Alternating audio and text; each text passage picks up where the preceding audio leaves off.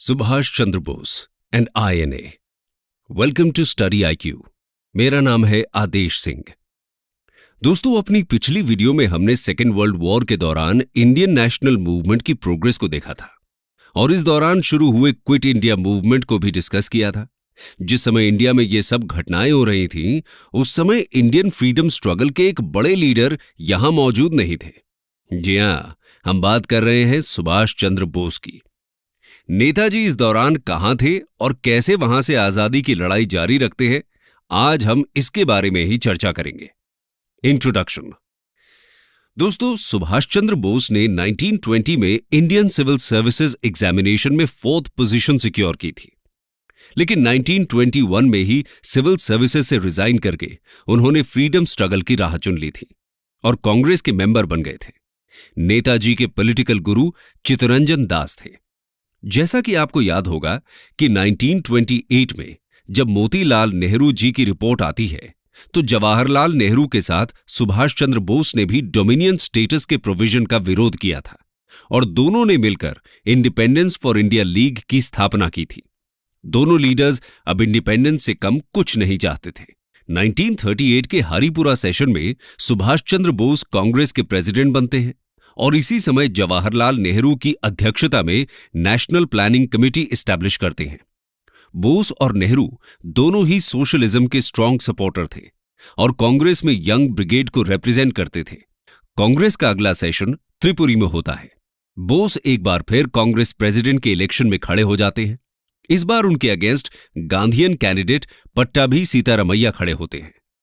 Election में बोस जीत जाते हैं, लेकिन गांधी जी उनके साथ काम करने से मना कर देते हैं क्योंकि दोनों की पॉलिटिकल और इकोनॉमिक आइडियोलॉजी मैच नहीं होती थी। इकोनॉमिक फ्रंट पर जहां गांधी जी ट्रस्टीशिप थियरी में विश्वास करते थे, वहीं बोस सोशलिज्म को फेवर करते थे। इसी तरह गांधी जी की पॉलिटिकल आइडियोलॉजी जहां नॉन वायलेंस पर बेस थी, वहीं बोस देश की आजादी के लिए किसी भी हद तक जाने के लिए तैयार थे। गांधी जी के साथ इन्हीं फंडामेंटल डिफरेंसेस के चलते बोस कांग्रेस प्रेसिडेंट की पोस्ट से रिजाइन कर देते हैं। कांग्रेस से बाहर बोस 1939 में अपनी अलग पार्टी फॉरवर्ड ब्लॉक फॉर्म करते हैं। जब सेकेंड वर्ल्ड वॉर शुरू होता है, तो नेताजी का मानना था कि कांग्रेस को मौके का फायदा उठाकर एक बड़ा आंदोलन शुरू कर देना चाहिए और जब कांग्रेस उनके इस मत से सहमत नहीं होती, तो बोस कांग्रेस के बाहर से ही आंदोलन शुरू करने की कोशिश करते हैं। मार्च 1940 में रामगढ़ में फॉरवर्ड ब्लॉक और किसान सभा के जॉइंट एफर्ट से एक एंटी कॉम्प्रोमाइज कॉन्फ्रेंस ऑर्गेनाइज की जाती है। यहां पर तय होता है कि 6 अप्रैल को वर्ल्ड वाइड स्ट्रगल लॉन्च किया जाएगा और मैन, मनी या मटेरियल किसी भी तरह से इंडियन रिसोर्सेज को इंपीरियलिस्ट वॉर में यूज करने का विरोध किया जाएगा। प्लान के अकॉर्डिंग 6 अप्रैल को लॉन्च हुई स्ट्रगल में लोग बढ़ चढ़कर भाग भी लेते हैं। इसके बाद जुलाई में बोस कैलकाटा में एक और सत्याग्रह लॉन्च करने की कोशिश करते हैं। यह सत्याग्रह होलवेल मॉन्यूमेंट के रिमूवल के लिए किया जाना था, लेकिन इससे पहले ही ब्रिटिश गवर्नमेंट बोस को अरेस्ट कर लेती है। प्रिजन में नेताजी हंगर स्ट्राइक शुरू कर देते हैं, जिसकी वजह से दिसंबर 1940 में ब्रिटिशर्स इन्हें हाउस अरेस्ट में रख देते हैं। फिर खबर आती है कि बोस हाउस अरेस्ट से एस्केप कर चुके हैं। 17 जनवरी 1941 को एक पठान के भेष में बोस ब्रिटिश ऑफिसर्स को चकमा देते हुए हाउस अरेस्ट से फरार हो जाते हैं और 26 जनवरी 1941 को पेशावर पहुंच जाते हैं और फिर अफगानिस्तान के रास्ते रशिया चले जाते हैं।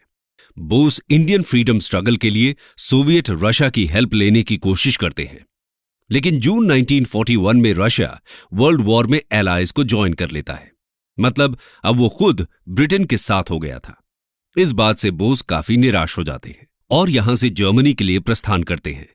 उन्होंने उम्मीद किसी भी समय नहीं छोड़ी और निरंतर प्रयास करते रहे।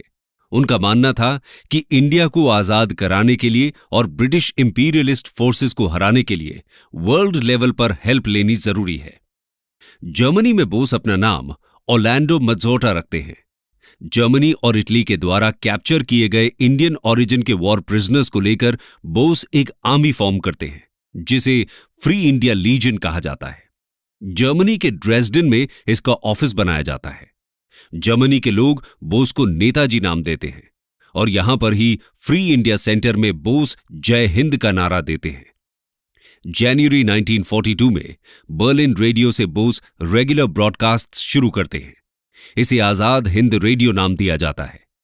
मई 1942 में बोस की मुलाकात हिटलर से होती है।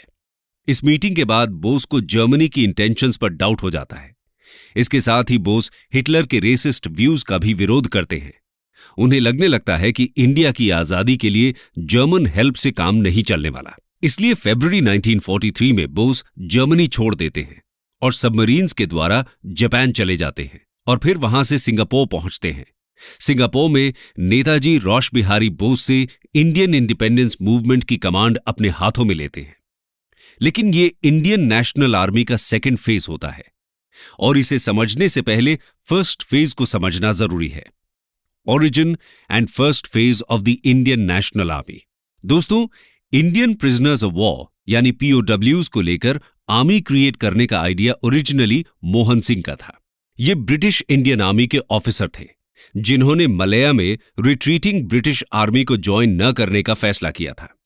इसके बाद इन्होंने जापानीज से हेल्प मांगी थी। जैसा कि हम जानते हैं कि वर्ल्ड वॉर II में ब्रिटेन, यूएसए और रशिया मिलकर लड़ रहे थे जर्मनी और जापान के विरुद्ध। जापान ने तेजी से बढ़ते हुए साउथ ईस्ट एशिया में ब्रिटेन और उसके एलाइज को हराया था और ब्रिटिश इंडियन सोल्जर्स को प्रिजनर्स ऑफ वॉर यानी पीओडब्ल्यूज बना लिया था।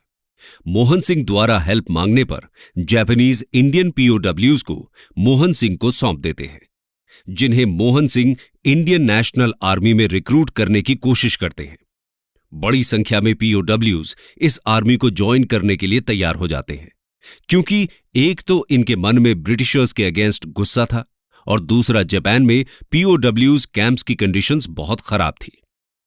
सितंबर 1942 में 16,000 से ज्यादा सोल्जर्स के साथ आईएनए की फर्स्ट डिवीजन तैयार हो जाती है। लेकिन जल्दी ही आईएनए के रोल को लेकर मोहन सिंह और जापानीज के बीच डिफरेंसेस इमर्ज हो जाते हैं। जापानीज सिर्फ 2,000 सोल्जर्स की एक टोकन फोर्स ही रेज करना चाहते थे, जबकि मोहन सिंह का प्लान एक बड़ी आर्मी क्रिएट करना था। इसके साथ ही आईएनए की ऑटोनॉमी को लेकर भी जापान और मोहन सिंह के विचार अलग अलग थे। इसलिए जापानीज दिसंबर 1942 में मोहन सिंह को अपनी कस्टडी में ले लेते हैं और इसी के साथ आईएनए का फर्स्ट फेज एंड हो जाता है। अब बात करते हैं सेकेंड फेज की, जो सुभाष चंद्र बोस के सिंगापुर पहुंचने से शुरू होता है। Second phase of the INA. दोस्तों, आपको क्रांतिकारी रोश बिहारी बोस तो याद ही होंगे। इंडिया में इनकी रेवोल्यूशनरी एक्टिविटीज को जब ब्रिटिशर्स ने फोर्सफुली सप्रेस किया, तब 1915 में ये जापान चले गए थे और इवेंचुअली जापान के नेचुरलाइज्ड सिटीजन बन जाते हैं। यहां वो जापानीज को इंडियन इंडिपेंडेंस मूवमेंट में इंटरेस्ट दिलाने के लिए बहुत एफर्ट्स करते हैं। Rash Bihari Bose pan Asian circles में एक्टिव रहते हैं, टोक्यो में इंडियन क्लब की फॉर्मेशन करते हैं और वेस्टर्न इंपीरियलिज्म पर लेक्चर भी देते हैं। इसके बाद 1942 में जापानीज गवर्नमेंट की हेल्प से टोक्यो में Rash Bihari Bose Indian independence league की फॉर्मेशन करते हैं और जब मोहन सिंह द्वारा आईएनए क्रिएट की जाती है तो ये बहुत एक्साइटेड होते हैं और सिंगापुर के लिए निकल जाते हैं। जापानीज भी ये फैसला करते हैं कि आईएनए अब इंडियन इंडिपेंडेंस लीग की लीडरशिप में ही काम करेगी। इस तरह दिसंबर 1942 से रोश बिहारी बोस ही आईएनए की कमांड संभाल रहे होते हैं। जुलाई 1943 में सुभाष चंद्र बोस सिंगापुर पहुंच जाते हैं और उनकी मुलाकात रोश बिहारी बोस से होती है। अब इंडियन इंडिपेंडेंस लीग और आईएनए की कमांड सुभाष चंद्र बोस को सौंप दी जाती है। 25 अगस्त को नेताजी आईएनए के सुप्रीम कमांडर बन जाते हैं। मलया में बोस तुम मुझे खून दो, मैं तुम्हें आजादी दूंगा का पॉपुलर नारा देते हैं। नेताजी की पॉपुलैरिटी इतनी ज्यादा थी कि सिर्फ पीओडब्ल्यूज ही नहीं बल्कि साउथ ईस्ट एशिया में रह रहे लोकल इंडियंस भी आईएनए ज्वाइन करने लगते हैं। 12 अक्टूबर 1943 को बोस सिंगापुर में provisional government for free India की फॉर्मेशन करते हैं, जिसमें H.C. चैटर्जी को फाइनेंस पोर्टफोलियो, M.A. अय्यर को ब्रॉडकास्टिंग और लक्ष्मी स्वामीनाथन को विमेन डिपार्टमेंट दिया जाता है। ये प्रोविजनल गवर्नमेंट ब्रिटेन और यूनाइटेड स्टेट्स पर वॉर डिक्लेयर कर देती है। एक्सिस पावर्स के द्वारा इसे रिकॉग्नाइज किया जाता है। 6 नवंबर 1943 को Japanese army Andaman and Nicobar islands INA को दे देती है।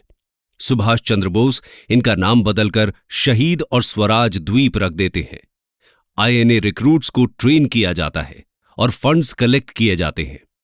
आईएनए में रानी झांसी रेजिमेंट नाम से एक विमेन रेजिमेंट भी फॉर्म की जाती है। जनवरी 1944 में आईएनए का हेडक्वार्टर रंगून शिफ्ट कर दिया जाता है और यहां से आर्मी रिक्रूट्स को इंडिया के लिए मार्च करना था। उनका वॉर क्राई होता है, चलो दिल्ली। 6 जुलाई 1944 को बोस आजाद हिंद रेडियो से महात्मा गांधी को फादर ऑफ नेशन कहकर एड्रेस करते हैं और गांधी जी से इंडिया की आजादी की आखिरी लड़ाई के लिए आशीर्वाद मांगते हैं। शाहनवाज की कमांड में आईएनए की एक बटालियन जापानीज आर्मी के साथ इंडो बर्मा फ्रंट पर भेज दी जाती है। ये लोग इम्फाल कैंपेन में पार्टिसिपेट करते हैं, लेकिन यहां जापानीज इंडियंस के साथ डिस्क्रिमिनेटरी ट्रीटमेंट करने लगते हैं। इंडियन सोल्जर्स को राशन नहीं दिया जाता है और उनसे जापानीज यूनिट्स के लिए मीनियल वर्क कराया जाता है। इससे आईएनए यूनिट्स डीमोरलाइज होने लगती हैं। इसके बाद भी 18 मार्च 1944 को आईएनए बर्मा बॉर्डर क्रॉस करके इंडियन सॉइल पर अपना कदम रखती है। यहां से आईएनए यूनिट्स कोहिमा और इम्फाल की तरफ बढ़ जाती हैं। 14 अप्रैल को बहादुर ग्रुप के कर्नल मलिक मोइरंग में आईएनए फ्लैग को होइस्ट करते हैं, जो आज मणिपुर में है। 3 महीने तक आईएनए मोइरंग में मिलिट्री एडमिनिस्ट्रेशन ड्यूटी संभालती है, लेकिन उसके बाद बड़ी संख्या में एलाइड फोर्सेज यहां पहुंचने लगती हैं। एलाइड फोर्सेज फियर्स फाइट के बाद आईएनए से ये टेरिटरी रिक्लेम कर लेती हैं। 18 जुलाई 1944 को आईएनए की सभी ब्रिगेड्स विड्रॉल शुरू कर देती हैं। इसके बाद जापानीज आर्मी की स्टेडी रिट्रीट के साथ आईएनए द्वारा इंडिया को लिबरेट करने की सारी उम्मीद भी खत्म हो जाती है। मिड 1945 तक ये रिट्रीट जारी रहती है। 15 अगस्त 1945 को सेकेंड वर्ल्ड वॉर में जापान सरेंडर कर देता है और इसी के साथ आईएनए का भी सरेंडर होता है। रिपोर्ट्स के अनुसार 18 अगस्त 1945 को नेताजी की संदिग्ध हालत में ताइपे में एक एयर क्रैश के दौरान मृत्यु हो जाती है। कंक्लूजन दोस्तों, इस तरह आईएनए एक बहादुर प्रयास था इंडिया को आजादी दिलाने का। इस बात पर डिबेट जरूर होती रहती है कि अगर आईएनए सच में जापानीज हेल्प से देश को आजाद करा लेती तो क्या होता। कुछ लोगों का मानना है कि जापानीज इंपीरियलिज्म ब्रिटिश इंपीरियलिज्म से भी ज्यादा भयानक हो सकता था। तो क्या फिर सुभाष चंद्र बोस को एक और लड़ाई लड़नी पड़ती जापानीज को इंडिया से बाहर करने के लिए? शायद ऐसा हो सकता था, लेकिन आईएनए और जापान दोनों को ही मिलिट्री एडवेंचर्स में ब्रिटेन के खिलाफ सफलता नहीं मिलती। हालांकि जब आईएनए के सोल्जर्स को पीओडब्ल्यूज की तरह इंडिया वापस लाया जाता है तो इनके डिफेंस में एक बहुत बड़ा मूवमेंट खड़ा हो जाता है और इस मूवमेंट का जरूर एक इंपॉर्टेंट योगदान था देश की आजादी में। इस तरह इनडायरेक्टली आईएनए फ्रीडम मूवमेंट में अपना कंट्रीब्यूशन देती है। इसके बारे में अपनी नेक्स्ट वीडियो में हम विस्तार से चर्चा करेंगे।